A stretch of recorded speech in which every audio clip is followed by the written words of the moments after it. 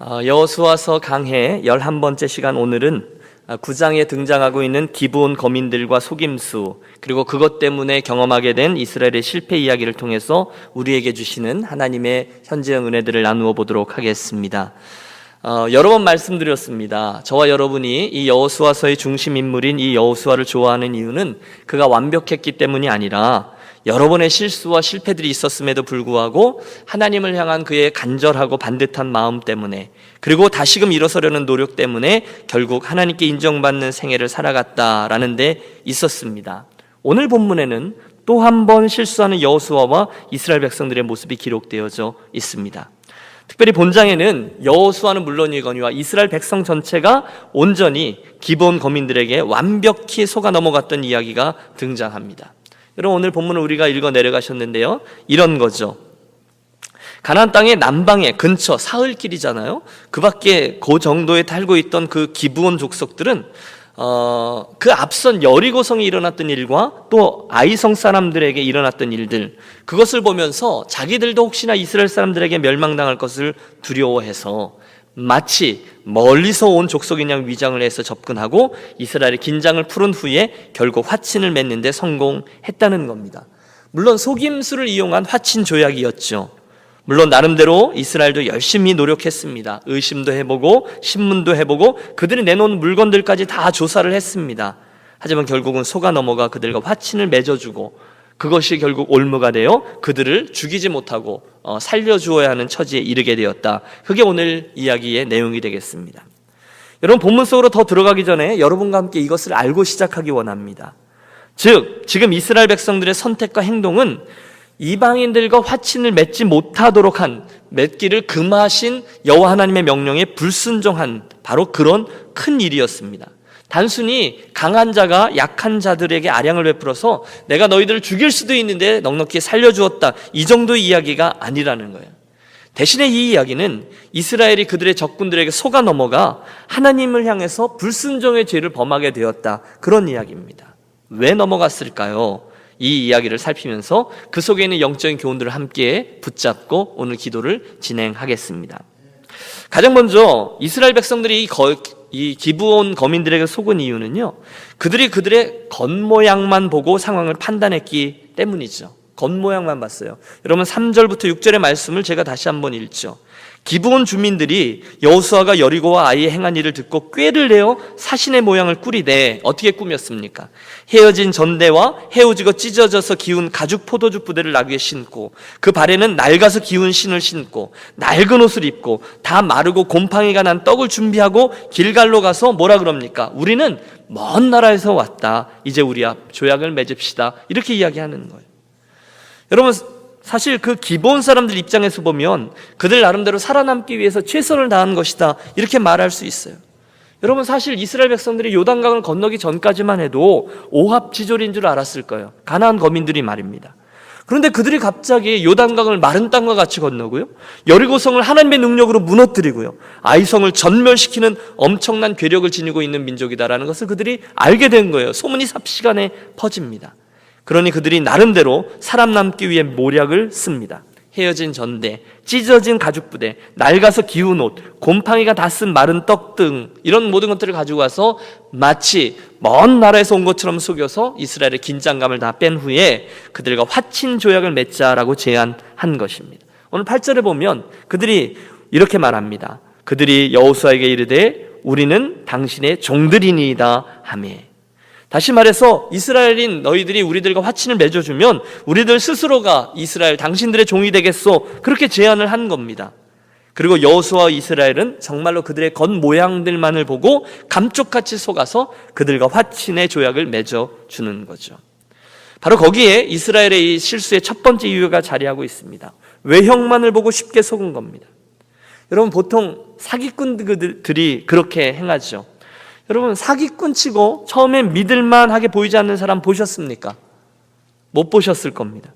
누구나 외적으로 보면 신실해 보이고요, 말도 믿음직스럽게 하고요, 잘생기고요, 너무너무 완벽해요. 그런데 그 외형적인 것들만 보고 그들의 그 말만 믿고 얼마나 많은 사람들이 어려움에 빠지는지 모릅니다. 그러므로 저와 여러분은 겉모양만을 보고 사람 또는 상황을 판단하는 실수를 범하지 말아야 될 것이다, 이런 생각을 해봐요. 바로 거기에 저와 여러분이 날마다 하나님의 말씀으로 우리를 삼가고 그분의 말씀으로 인도함을 받기 위해서 기도에 힘써야 될 이유가 분명히 자리합니다. 기억하십시오. 믿음의 사람들이 범했던 이 첫 번째 실수는 모두들 이 방심에서 시작되었습니다. 사무엘 선지자 이야기를 기억하시죠?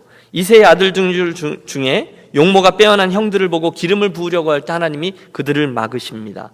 그 용모와 신장을 보지 말라, 내가 이미 그를 버렸노라. 날 보는 것은 그 사람과 같지 아니하니 사람은 외모를 보거니와 나 여호와는 무엇을 본다고요?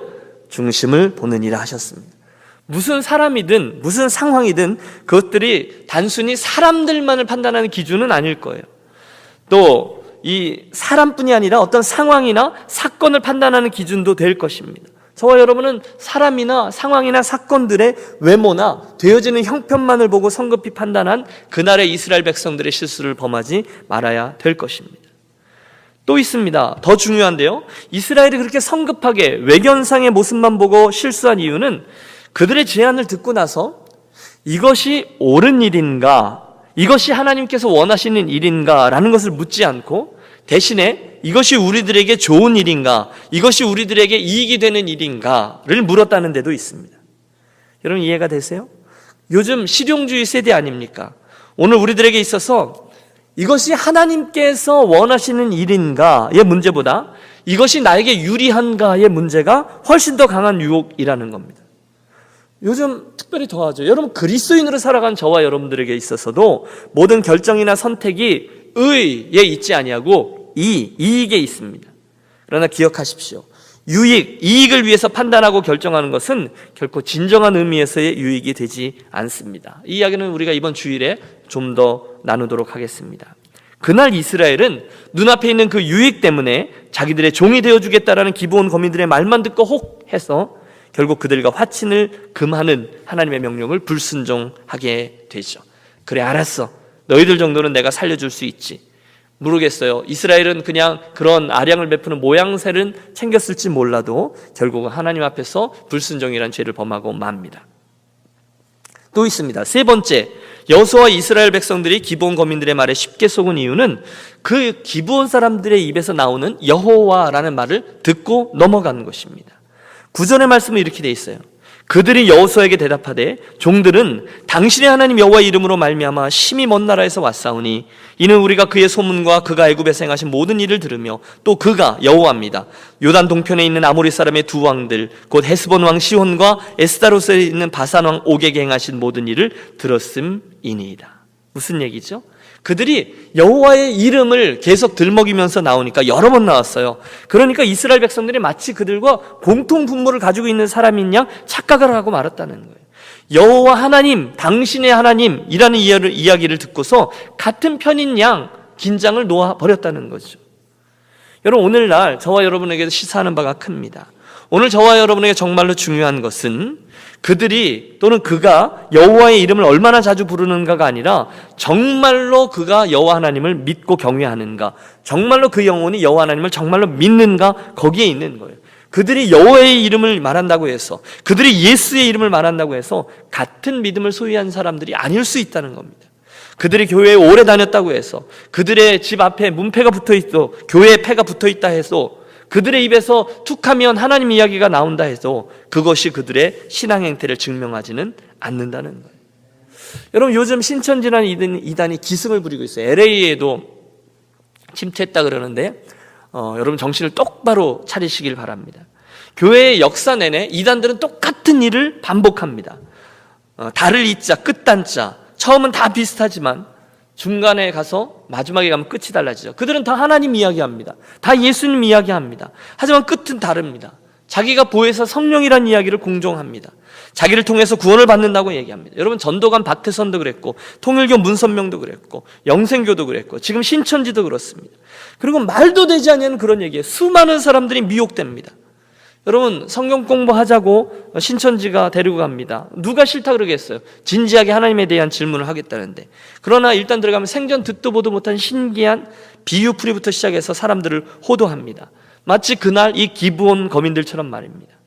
사도 바울은 우리들에게 이렇게 도전하고 있어요. 너희가 믿음에 있는가 너희 자신을 시험하고 너희 자신을 확증하라. 이것은 그날 이스라엘 백성들에게도 똑같이 적용되어야 될 말씀입니다. 그들이 정말로 여호와를 경외하는 백성들인지 아니면 입으로만 여호와 하나님의 이름을 이야기하는 거민들인지 그들은 확인했었어야 했습니다. 하지만 또 한 가지 발견되는 결정적인 이스라엘의 실패 이유가 바로 이 상황 속에서 여호와 하나님께 전혀 묻지 않았다는 데서 찾을 수 있습니다. 여러분, 저는 이 말씀을 읽어내려가면서 참 아쉬웠습니다. 왜냐하면 여호수아는 바로 앞에 있었던 실수, 즉 아이성 앞에서 동일한 실패를 경험했어요.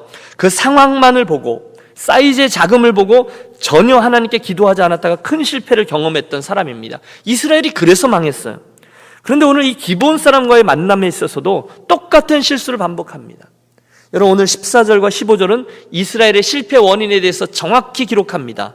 무리가 그들의 양식을 취하고는 어떻게 할 것을 여호와께 묻지 아니하고, 여러분 이해가 되세요? 어떻게 할 것을 여호와께 묻지 아니하고 여호수아가 곧 그들과 화친하여 그들을 살리라는 조약을 맺고 맹세하였더라, 이렇게 돼 있습니다. 어떻게 해야 되는지를 여호와께 묻지 않았어요.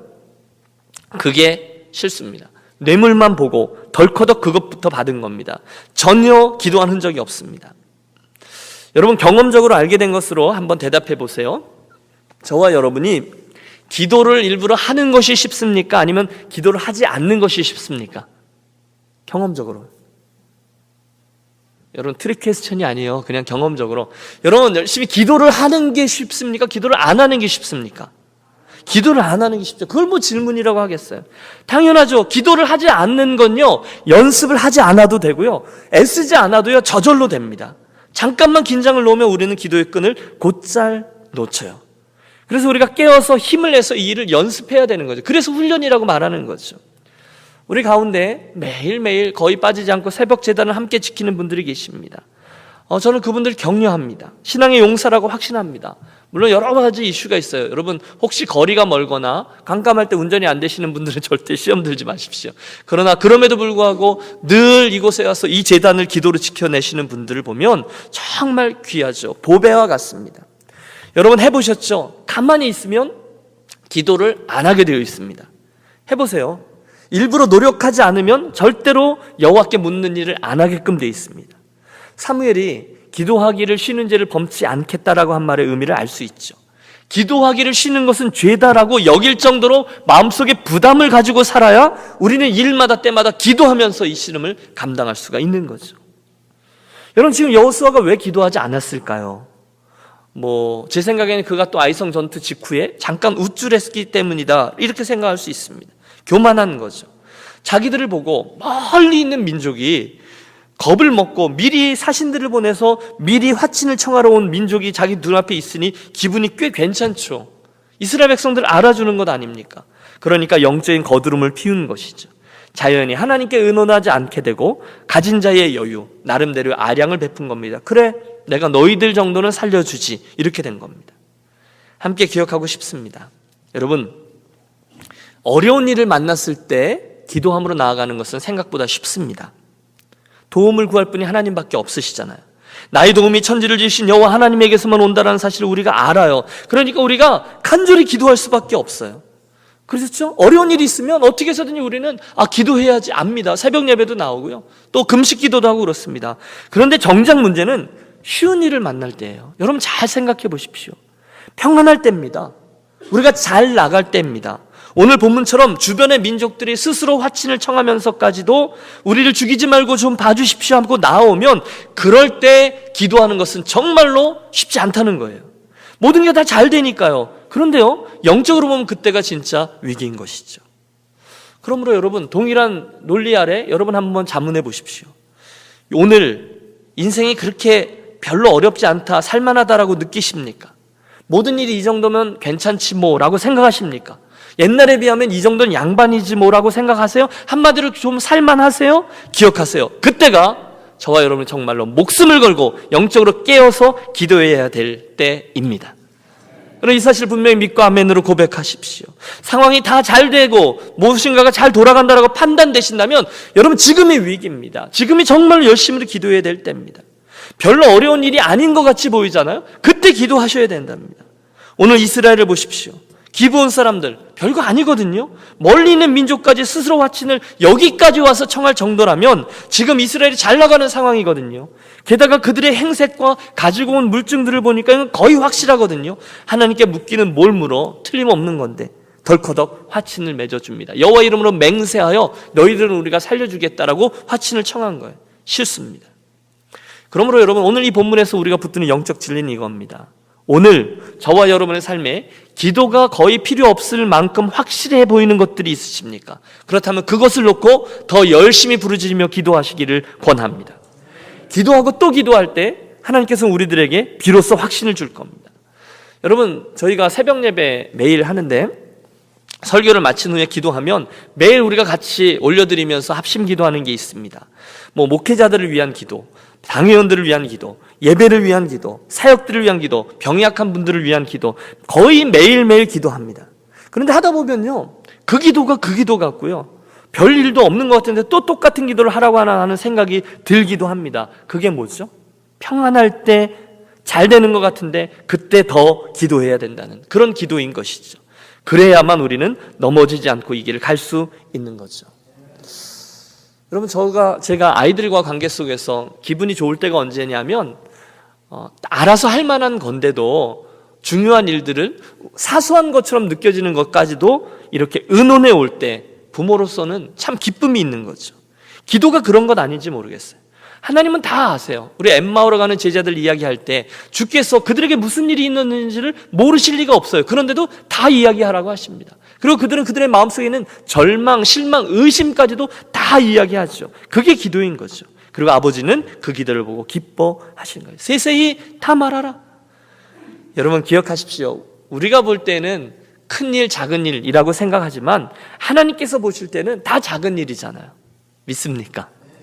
하나님 볼 때는 그 일이 그 일인 거예요. 그놈이 그놈인 거예요. 다만 하나님과 의논한 일이냐 의논하지 않는 일이냐의 차이일 뿐이지 큰 일이냐 작은 일이냐는 하나님과 별로 상관이 없는 일이에요. 바라기는 오늘 여기서 우리가 배우는 거죠.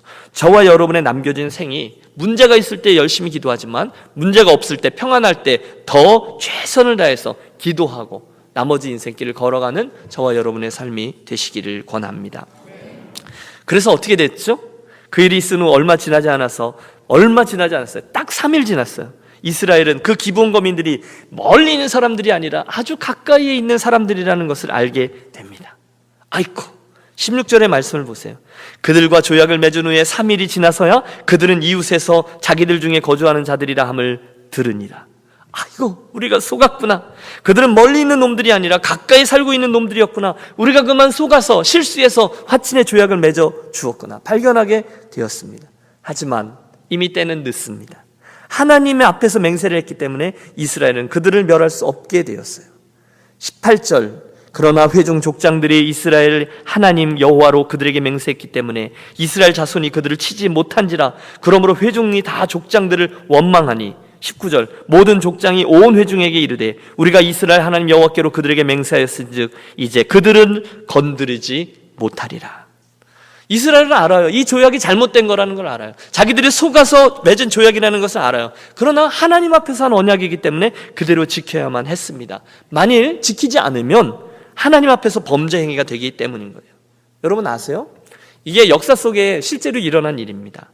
사무엘하 21장쯤 가보면 이스라엘의 경내에 갑자기 3년 동안 연속으로 큰 기근이 있게 됩니다.